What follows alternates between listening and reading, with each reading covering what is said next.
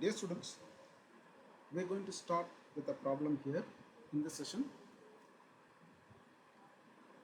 The first problem we are going to discuss is prove that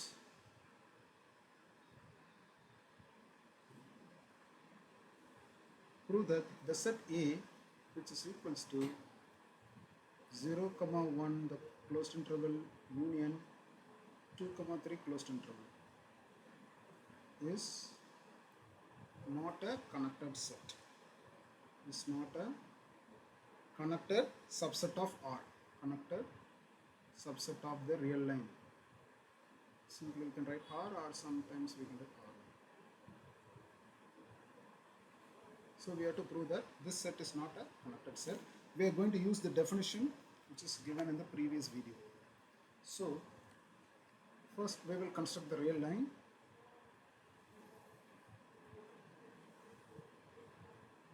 This is the real line, and this is a set. I'm just going to, because it is a closed interval,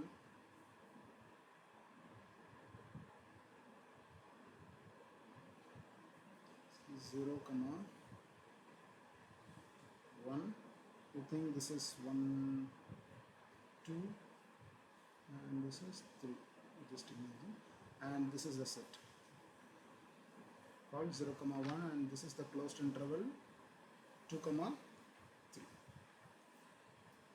So let our metric space be the real line,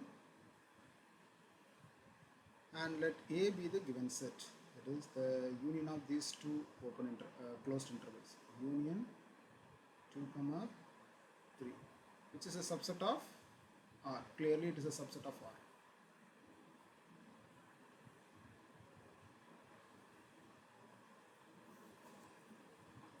Now this 0, 1 closed interval 0, 1 closed interval can be written as an open interval. This is minus 1 by 2 is an open interval in where the real line, that is a metric space M intersection A. This is clearly an open set in open interval is an open set in R, open in R. And here this R is nothing but our metric space M. You can just refer the previous theorem 1 in 6.1 section, and just we are going to use that theorem. That is why we are using this open set. We intersect with A. If you intersect this minus 1 by 2, 2, this full open interval here, minus 1 by 2, suppose minus 1 is here. If this open interval you intersect with A, then I will be getting this interval 0, 1 by 2. So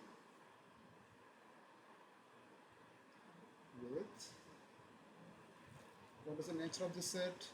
This is an open interval in R, and this is open in our given metric space M, that is R. Therefore by the theorem 1, you can just refer theorem 1. What is that set? We can say that the set 0, 1 is open in the set subspace A. Similarly we can show that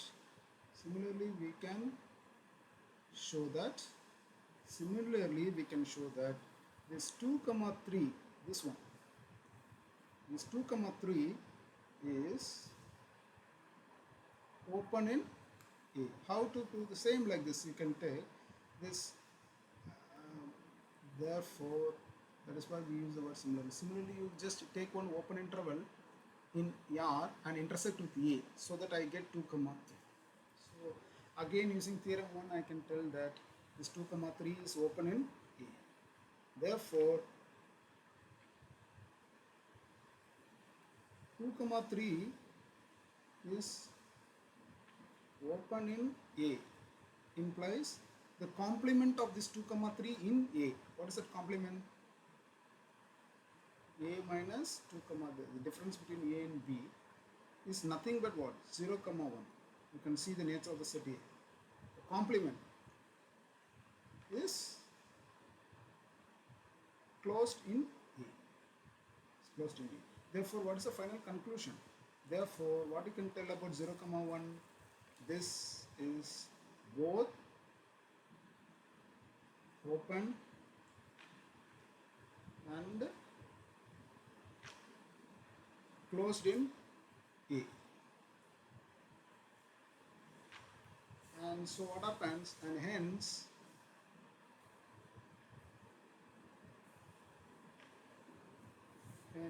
the statement B of the theorem of the 2 is not satisfied.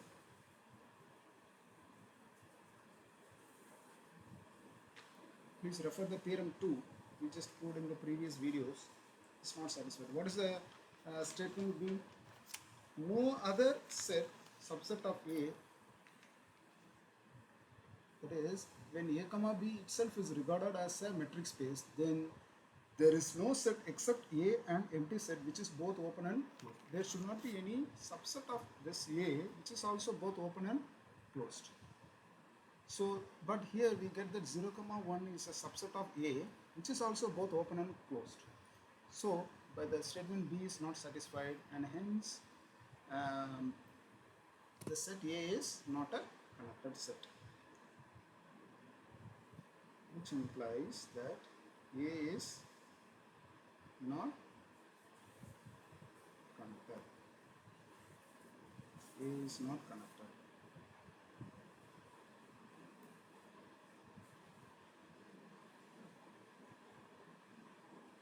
So A is not connected. And this completes the proof of this problem.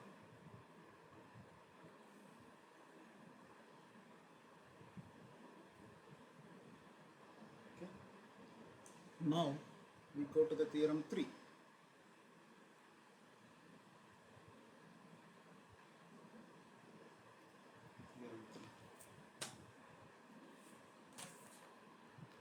This one you can name it as problem number 1.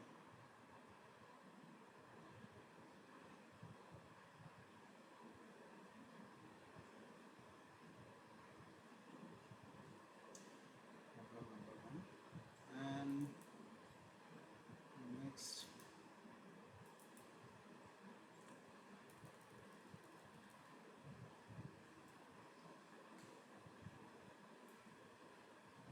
theorem 3. So I'll write the statement of the theorem 3. The subset A of real line is connected. The subset A of a real line is connected if and only if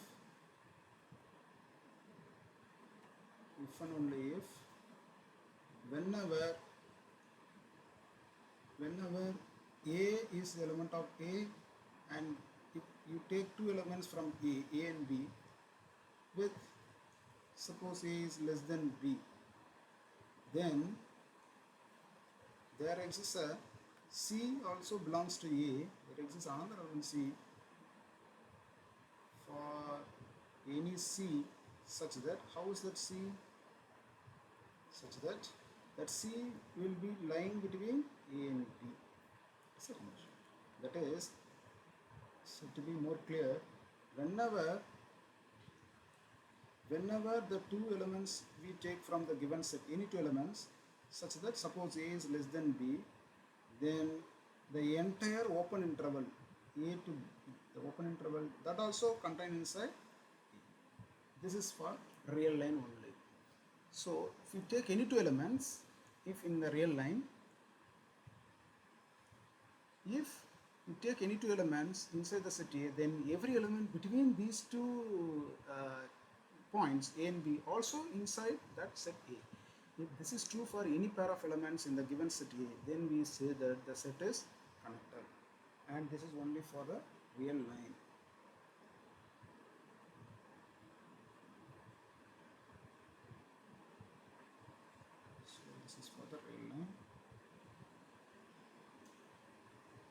Now we go to the proof.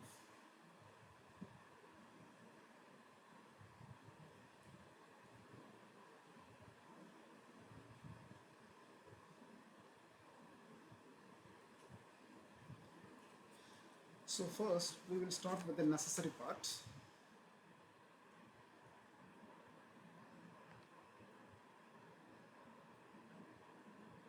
Start with the necessary part.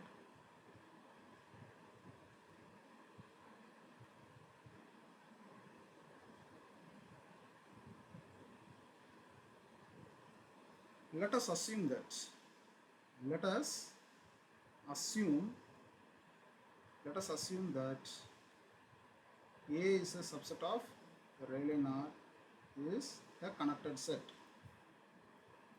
See, that is a necessary part. We are assuming that it is a connected set. So what we have to prove, if we take any two elements inside A such that A and B, A is less than B, then every element inside that A and B, between A and B also must be inside A. That's what we are going to prove.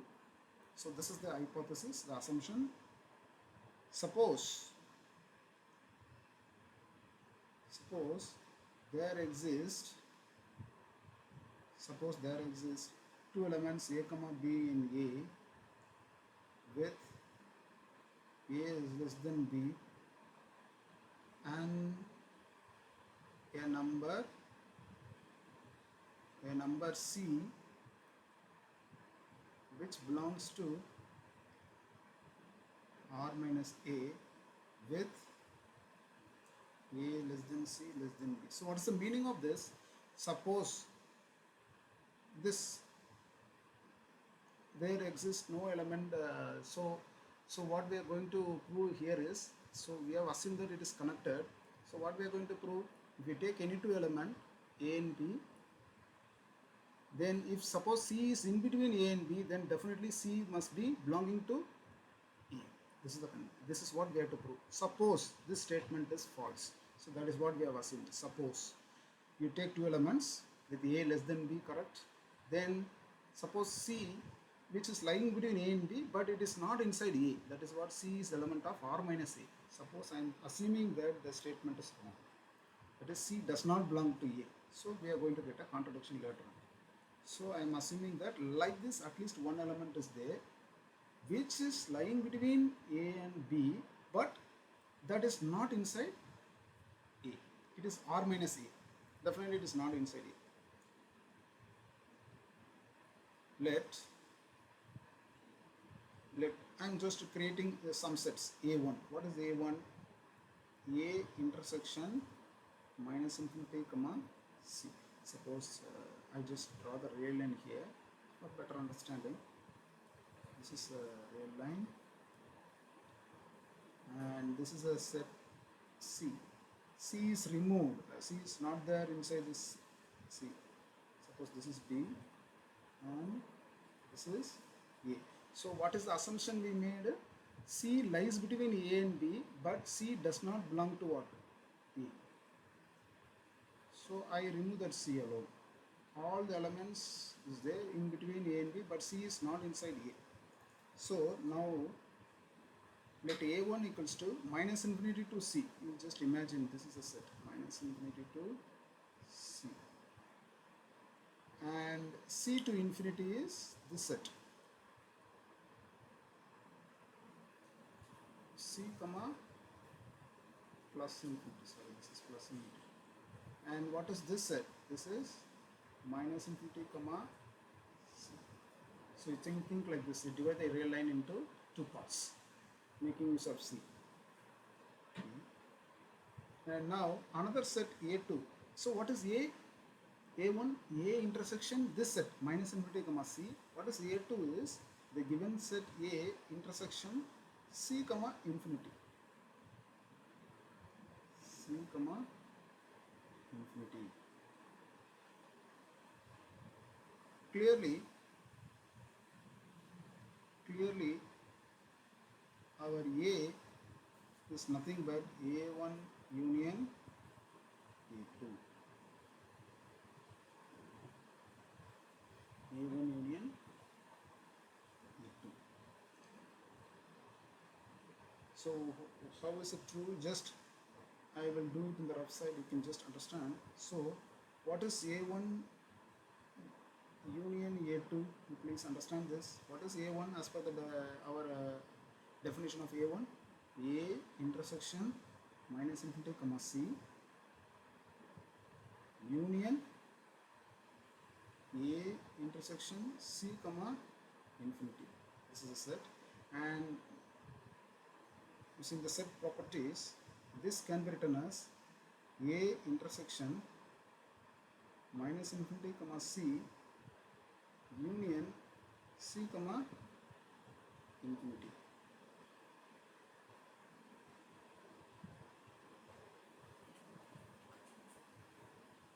Okay. So this is equals to, see here, this set except C, just remove the C. C is not there in this both the sets. C is not there in both the of the sets.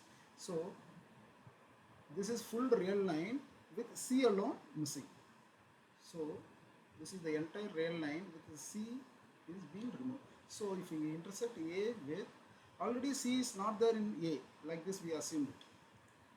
So A intersection R minus the singleton set C. So this is nothing but A, because this is the entire real line without C. But A is also not having the element C. If you intersect them, and definitely A is a subset of R. Already we have assumed A is a subset of. So this intersection must be. So this is clearly, that's why we write clearly A equals to A1 union A2.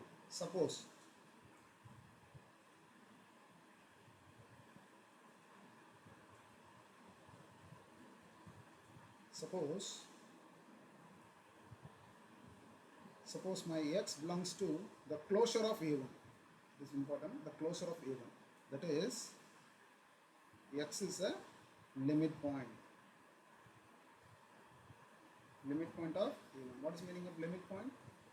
X is a limit point of A1. There exists a sequence in A1 that is converging to X. That is what I am going to write. That implies X is a, that implies X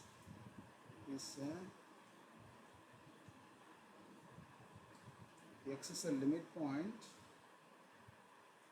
of a sequence, in minus infinity comma C. So there exists a sequence in this one which is converging to X. And why it is in this interval, for this little bit explanation is going to be given here. If suppose Sn and Tn are convergent sequences,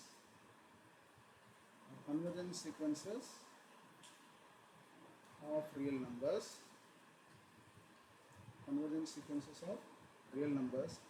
and if always Sn is less than or equals to Tn for every n in I,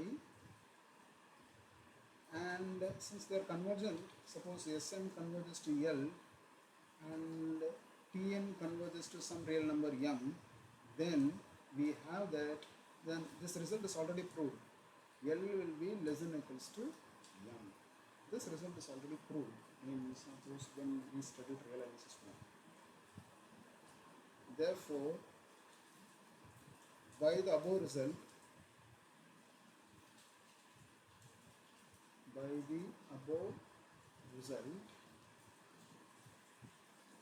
this X must be less than or equals to C.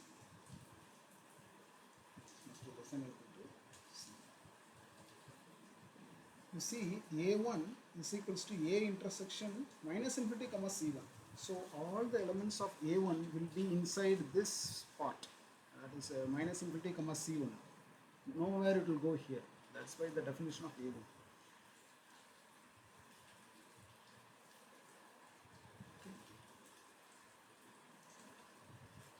So what are the elements of A1? definitely every element of A1 will be less than equal to C. That is clearly understood by this one.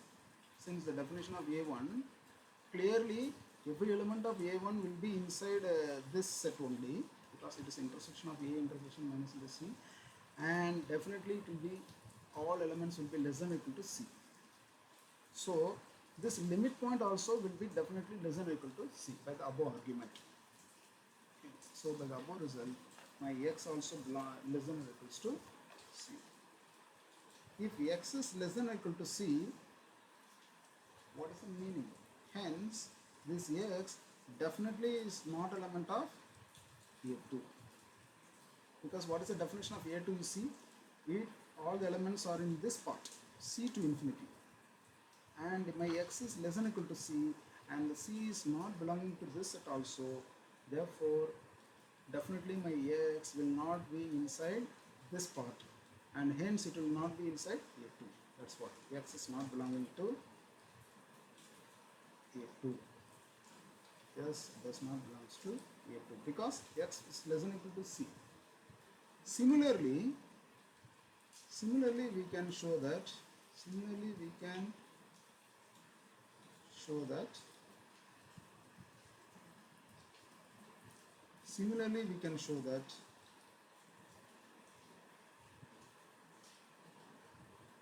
And here I forgot one step. Therefore, after this, see, we took one element, x is the limit point of A1. Definitely this x is element of what? A1 closure. Finally, what we proved, this x does not belongs to A2. So what is the final conclusion? A1 closure intersection A2 is what? Empty. There exists no common element. Similarly, we can show that same like this argument. Similarly, A1 intersection A2 closure also will be empty. Same discussions. So you take one element from A2 closure and try to prove that it is not belonging to A1. So we can prove that one. That's why we put similarly. Hence it is possible. So hence it is possible to find.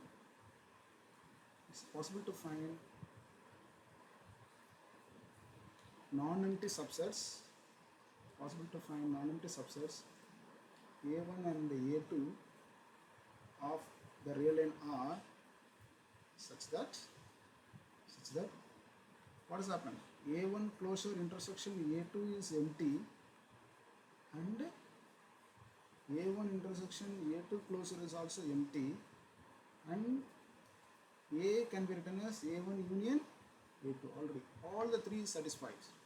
So I am able to find like this subsets A1 A2 satisfies these conditions. And what is the statement statement A of the theorem 2? Just refer theorem to the statement A. If a set is to be connected, we cannot find like this two sets A1 and A2. But here we are able to find these two sets A1, A2 of this kind. And hence, if that condition A is not satisfied in theorem 2, then the set A is not connected. But here, like this two sets we are able to find. So what is the meaning? It is violating the condition A of theorem 2. So using theorem 2, I can tell that the set A is not connected. But what is the assumption we made in the theorem necessary part? We say that A is connected. Why we are getting a contradiction? Because we assumed this statement is false. This statement is false. That is, that C does not belong to A. So C must be belonging to A. So we complete the necessary part. So wait, I will.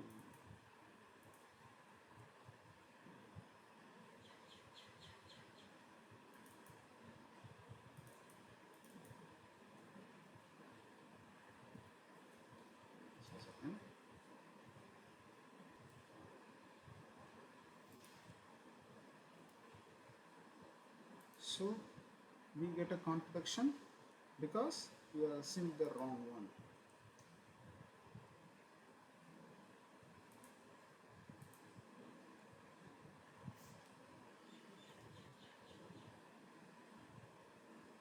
So we are able to find the non-empty subsets. So which implies that A is not connected. This result is taken from by theorem 2. A contradiction, we are getting a contradiction to our assumption.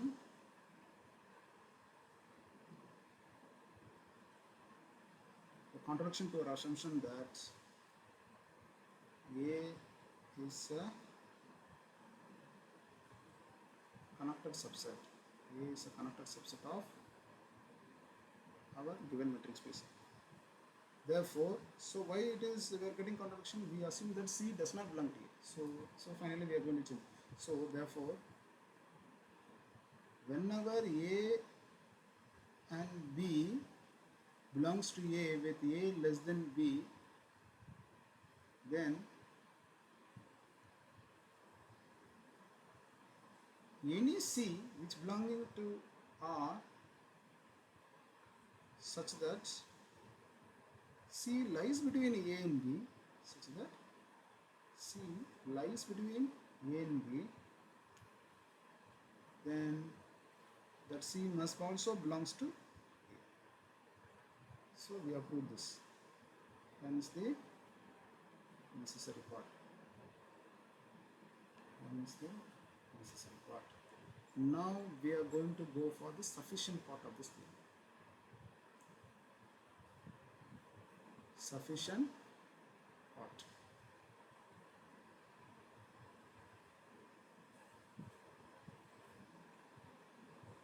Sufficient part.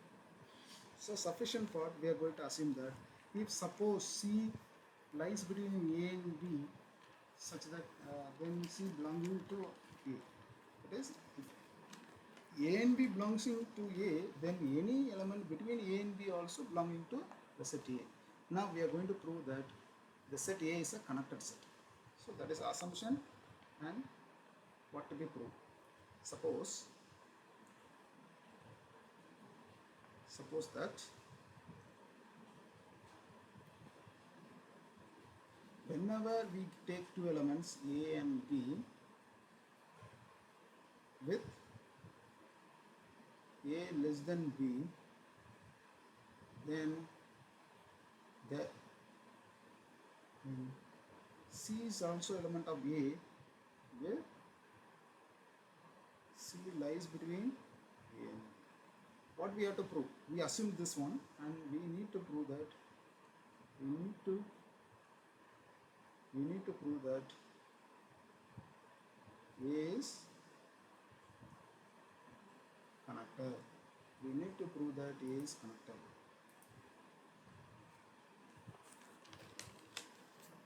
We need to prove that A is connected.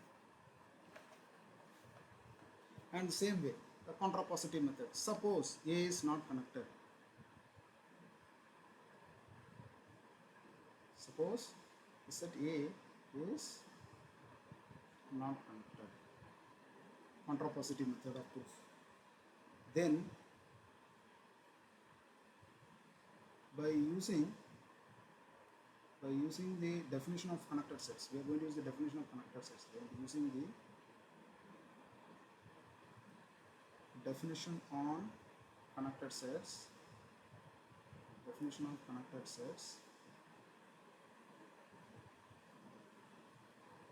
that is theorem 2. Theorem 2 is only the definition of connected set. If the both conditions A and B of the statement theorem 2 is satisfied, then the set is connected, set A is connected. So that is what I am using the definition on connected set. That is nothing but theorem 2. Then suppose A is not connected, then the statement A or B, definitely both of them will not be satisfied. So we are going to use the statement A. Suppose A is connected, we are unable to find two non-empty subsets A1 and A2 of that kind. Here, since A is not connected, statement A is false of theorem 2. So there exists non-empty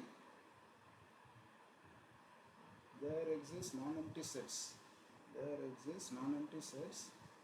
A1 comma A2 of the real line are such that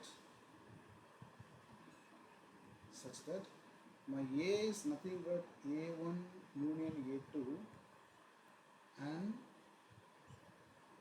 A1 closure intersection A2 is empty, and also A1 intersection A2 closure is also empty. We are assuming that the statement A of theorem 2 is false. So now suppose this kind of sets are possible, we are assuming it now. So let us choose one element A1 from A, and we took another element A2 from capital A2, the set A2. Then clearly A1 is not equals to A2, because you see, because of this, always a set A1 is inside its closure. So if the closure intersection A2 is empty, what does it mean? A1 intersection A2 is also empty. That's why A1 is not equals to A2. Let us assume that, suppose if two elements are not equal, one element must be greater than the other. I assume that, suppose A1 is less than A2. Now we shall prove that A does not contain the open interval A1 comma A2. We are going to get a contradiction to our assumption of sufficient part. So we are going to prove this one. A does not contain A1 A2 open interval. Let B be the set of all x belonging to A1 such that, so what is the set B? We are defining set of all elements of A1 such that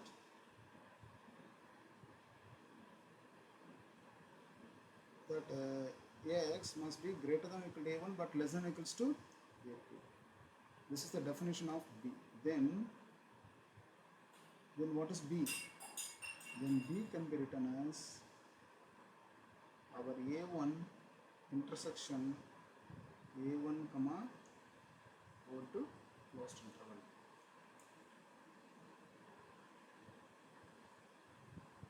Suppose this is A1 and you think that this is A2, because we assume that A1 is less than A2. A1 is inside A. Suppose this is A1. A1 is inside A1, and suppose this is A2, set A2. Don't think it is a open interval, something I want to find. Suppose this is A1 and this is A2. A1 is inside capital A1. This element is belonging to A2. Definitely A1 intersection A2 is empty. Here, already we discussed that one. Now what is set B? You have to think about the set B. What is B? B is a set of all elements of A1 alone, such that it is greater than or here. Suppose this is A1.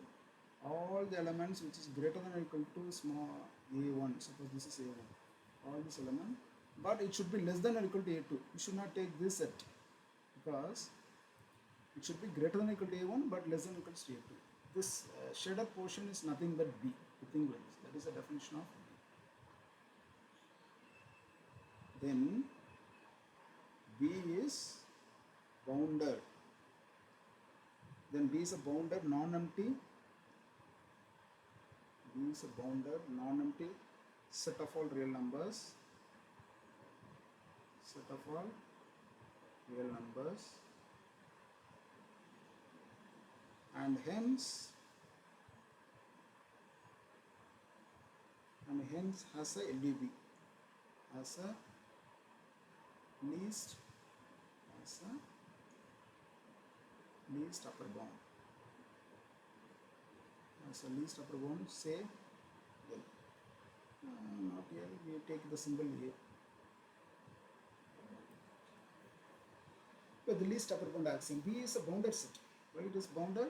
Because you see, there is a lower bound, there is an upper bound also. Suppose A is upper bound, A1 is the lower bound. So B is a bounded. Definitely it is non-empty. Why it is non-empty? Definitely A1 also belongs to B. Okay, so definitely it is not empty. and hence the least upper bound axiom what it says, this set B has a LUB, least upper bound, say A bar.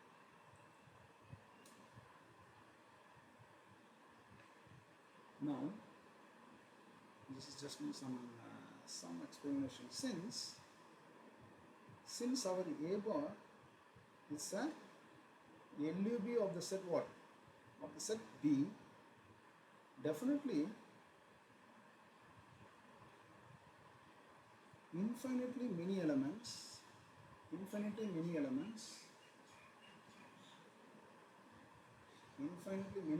of B, comes arbitrarily very close to that element A bar. Hence, A bar is a limit point of B,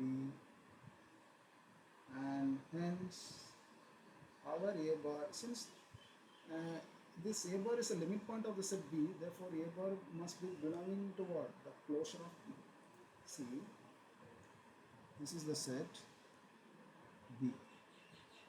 I say this is suppose this is my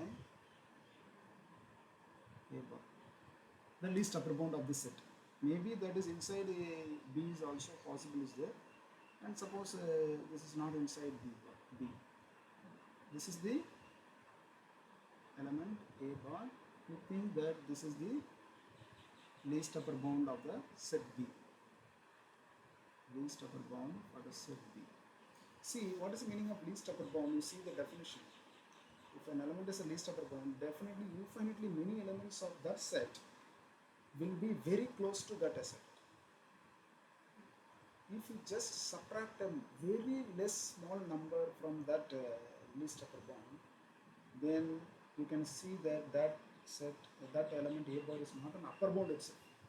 So there will be infinitely many elements will be coming very close and arbitrarily close to the set to the point A bar. Therefore, definitely you can find a sequence approaching that A bar, a sequence in B, and hence this A bar will be a limit point of the set B, and hence this A bar will be belonging to the closure of the set B. That is why we written A bar is element of closure of.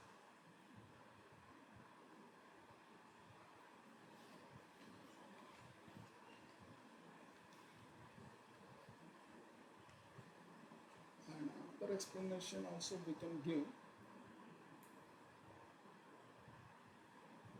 but this explanation is enough.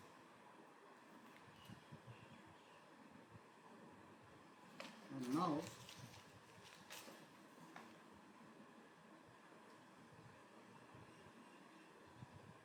hence our A bar belonging to A1 closure, since B is a subset of A1. Okay. Definitely B is a subset of A1, but B1 closure is a set which contains B, but it contains the limit point of the set B also. That's one of the element is A bar.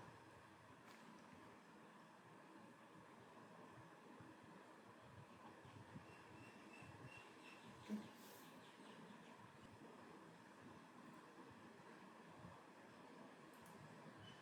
So now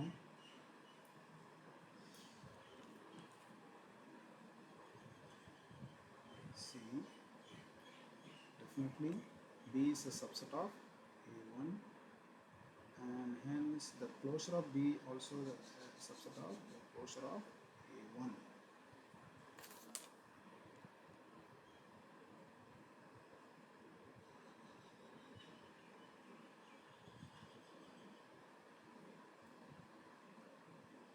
So this A bar belonging to B bar, and this B closure of B is a subset of A1 closure. Therefore, this A bar must be belonging to the closure of A1. So for that only I have given this one, and we have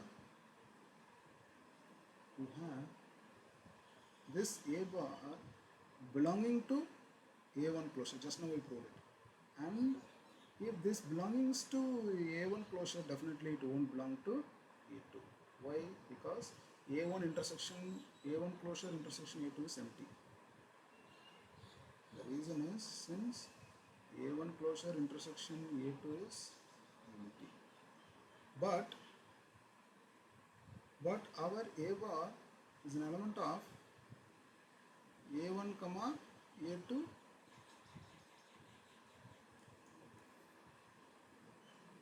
See, by the definition of B and from this A bar intersection, A bar is an element of A1 closure and A1 bar intersection A2 is empty. For all these assumptions and definitions, we can tell that A bar is an element of this closed interval A1, A2. And so, since it is an element of this closed interval, therefore this A2 bar must be strictly less than A2, because this A bar is not belonging to A2. Therefore, it should be strictly less than, not equal to. Now, so there are two possibilities arises. Now, either our A bar belongs to A, or our A bar does not belong to A. So we said conformly that A bar belongs to closure of A1. We don't know whether it belongs to A or does not belongs to A. It may be that closure A bar may be belonging to A1. Definitely it is not belonging to A2. Maybe it belongs to A1 or it does not belongs to A1. So what we can tell about A? So either A bar belongs to A or A bar does not belongs to A. There are two cases arises. Now, if suppose this A bar does not belongs to A, then definitely this A bar is not equals to A1. It's not belongs to A1. And so definitely it's not belongs to A1, then this A bar must be definitely greater than A1, because this A bar is the least upper bound of the set B. Then clearly our A1 is greater than this A bar is greater than A1, but definitely less than A2. See, A bar is less than A2, and our A bar does not belongs to A. And so, see, this is the open interval. Suppose this is A1 and this is A2. This A bar is in between A1 and A2. We have proved, and this element is in between A1 and A2, where A1 and A2 belongs to A, but the in between element does not belong to A. We are getting a contradiction to our assumption of this sufficient part. That's what. And so A1, A2, this open interval does not completely contain inside A, because at least one element A2 is not element of A. On the other hand,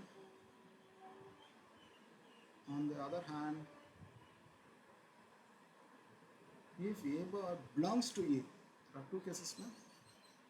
Belongs to A or does not belong to A. If suppose belongs to A, then this A bar definitely must be belonging to A1 only. That is the only condition, because it cannot belong to A2. Since A bar does not belongs to A2, hence our A bar does not belongs to A2 closure, because A1 intersection A2 closure is empty. Therefore, hence if A bar belongs to A1, definitely it does not belongs to closure of A2. And so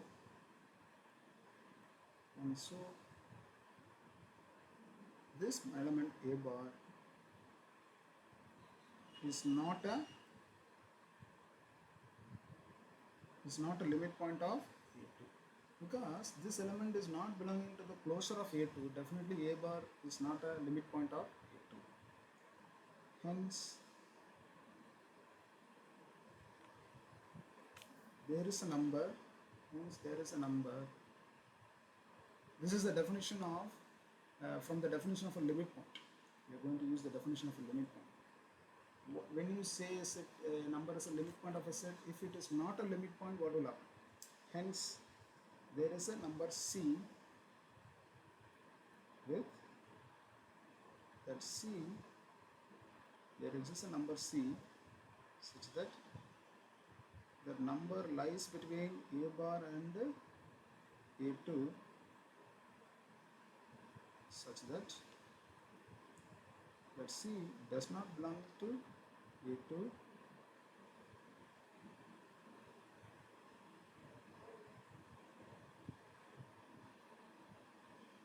but the C does not belong to A1 by the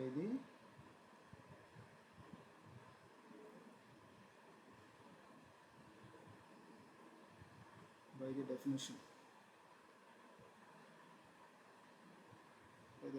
of A bar. Why?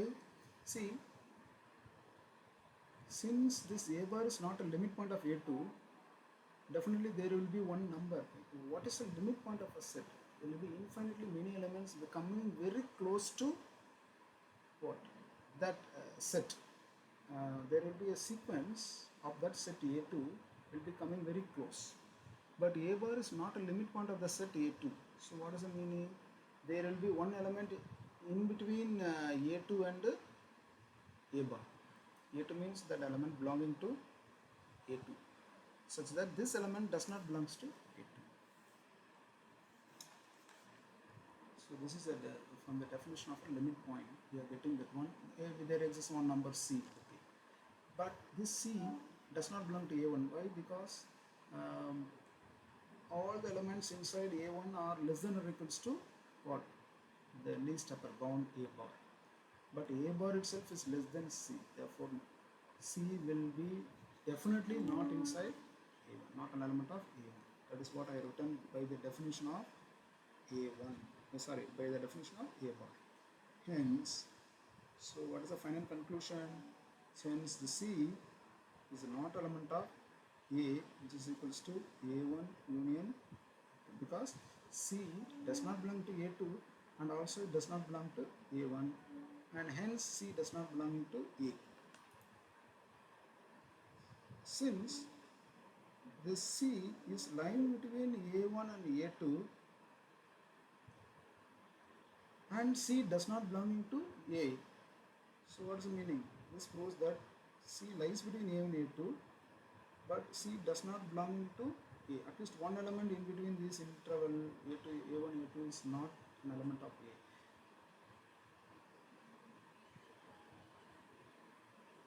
This proves, what is that? This proves A definitely cannot contain what? The open interval A1, A2. So what are the two cases? This A, yes, here. These are the two important cases we discussed. Both the cases we are getting a contradiction now. If this A bar belongs to A, what happens? A bar belongs to A. My open interval A1, A2 is also not contained inside A. If that A bar does not belong to A,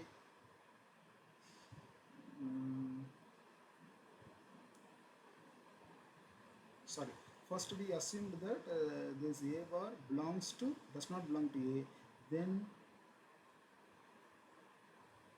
other hand we assumed that A bar belongs to A.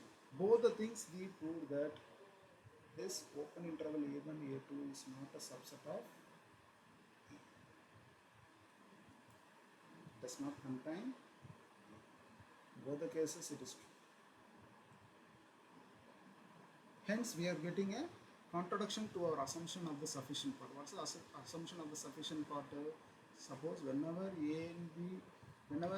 there are two elements taken from A, if C is in between A and B, then that C must be belonging to A. But here we are getting a contradiction.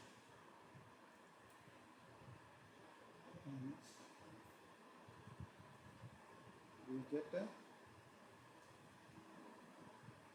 contradiction to our assumption.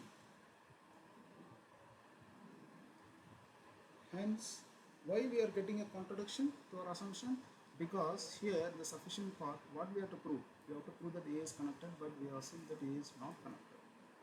So A is not connected is a wrong assumption. Hence, A is connected. Hence A is connected. And hence the sufficient part. Hence the sufficient part. Since sufficient part, so and hence the theorem. Hence the theorem. This completes the theorem number 3. Thank you.